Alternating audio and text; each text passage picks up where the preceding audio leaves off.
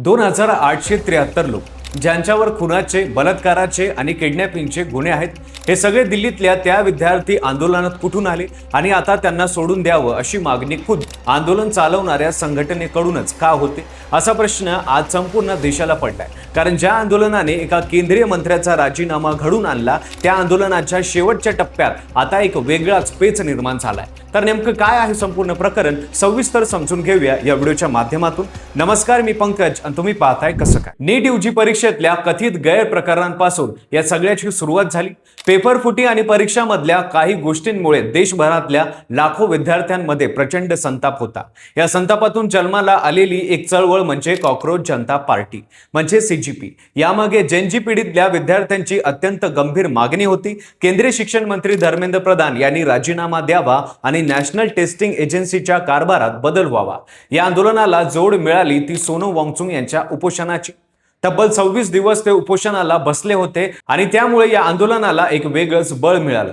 पुढे काही आठवड्याने हे आंदोलन दिल्लीतल्या जंतर मंतर या निषेध स्थळापुरतं मर्यादित नव्हतं. देशभरातल्या अनेक शहरांमध्ये त्यांचे पडसाद उमटले. पण खरा टर्निंग पॉइंट आला जुलैच्या 20 तारखेला, जेव्हा संसदेचं पावसाळी अधिवेशन सुरू होण्याच्या दिवशीच हजारो आंदोलक जंतर मंतरहून थेट संसद भवनाच्या दिशेने जाण्याचा प्रयत्न करत होते. या मोर्चाला पोलिसांनी अडवलं आणि तिथून परिस्थिती हाताबाहेर जायला सुरुवात झाली.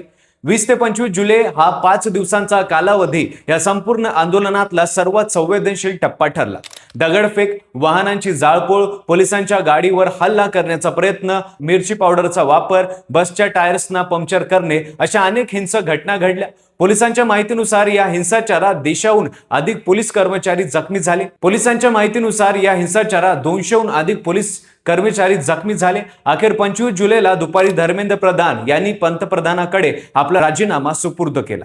देशातल्या तरुणांच्या भावना आणि अपेक्षांचा आदर करत असल्याचं सांगत त्यांनी पद सोडलं. काही तासात सीजीपीचे प्रवक्ते आशुतोष रांका आणि सौरभ दास यांनी सरकारी प्रतिनिधींशी बैठक घेतली आणि जाहीर केलं की त्यांच्या सगळ्या मागण्या मान्य झाल्या आहेत. त्यामुळे आंदोलन मागं घेतलं जाते. जंतर मंतरवर त्या क्षणी जल्लोष झाला. जय हिंदच्या घोषणा दिल्या गेल्या, राष्ट्रगीत वाजलं, मिठाई वाटली गेली. या विजयाचा क्षण होता, पण या विजयाच्या मागे 3 ठोस आश्वासन होती.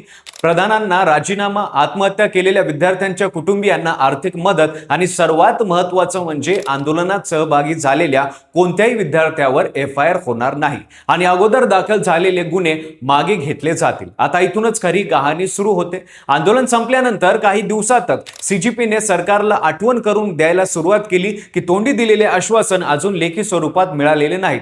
सौरभ दास यांनी सोशल मीडियावर स्पष्टपणे लिहिलं की आसाम, बिहार, राजस्थान आणि पश्चिम बंगाल या भाजप शासित राज्यांमधील त्यांना खात्रीशीर उत्तर हवं आहे. तिथे विद्यार्थ्यांवर कारवाई होणार नाही याची हमी हवी आहे. काही राज्यांकडून तसं आश्वासन मिळालंही, पण नेमकं याच वेळी दिल्ली पोलिसांनी एक धक्कादायक माहिती जाहीर केली आणि इथूनच हा वाद अधिक गुंतागुंतीचा बनला.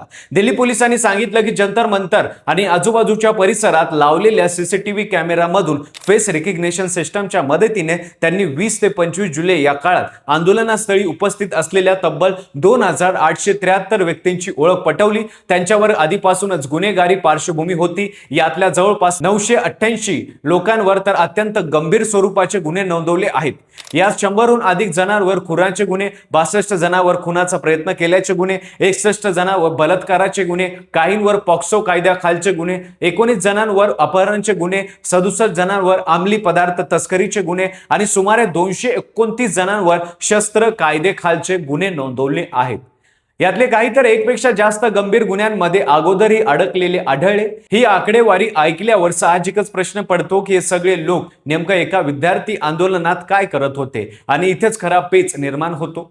जर आंदोलनादरम्यान हिंसाचार करण्यामध्ये असे गुन्हेगारी पार्श्वभूमी असलेले लोक मोठ्या संख्येने सामील होते, तर मग विद्यार्थ्यांना दिलेले जे आश्वासन आहे ते या लोकांनाही लागू व्हायला हवं का? सीजीपीची भूमिका अशी आहे की आंदोलनात सहभागी झालेल्या कोणत्याही व्यक्तीवर कारवाई होता कामा नये, मग ती व्यक्ती विद्यार्थी असो व नसो. दुसरीकडे दिल्ली पोलिसांचं म्हणणं आहे की हे लोक विद्यार्थी नाहीतच, उलट यांनी शांततापूर्ण आंदोलनाच्या आडून स्वतःचा जुना राग पोलिसांवर काढला, दगडफेक केली, वाहन पेटवली आणि चळवळीला बदनाम करण्याचा प्रयत्न केला. त्यामुळे अशा गुन्हेगारांना सोडून देणं म्हणजे पुढच्या कुठल्याही आंदोलनात त्यांना पुन्हा तशाच प्रकारे मोकळीक देण्यासारखं ठरेल. असा युक्तिवाद पोलिसांकडून केला जातोय। या सगळ्या गोंधळात सीजीपीने विद्यार्थ्यांसाठी एक वेगळी यंत्रणा उभी केली आहे। साक्षी नावाचं एक डिजिटल पोर्टल सुरू करण्यात आलं असून त्यावर आंदोलनादरम्यान पोलिसांकडून झालेल्या कथित मारहाणीचे फोटो, व्हिडिओ आणि सीसीटीव्ही फुटेज गोळा केलं जात आहे, जेणेकरून भविष्यात कायदेशीर लढाईसाठी हे पुरावे म्हणून वापरता येतील। ज्येष्ठ वकील कपिल सिब्बल यांनी या कायदेशीर लढाईसाठी 1 कोटी रुपयाचा निधी देण्याची घोषणा केली आहे आणि इतर वकिलांनी यात सहभागी होण्याचं आवाहन केलं आहे।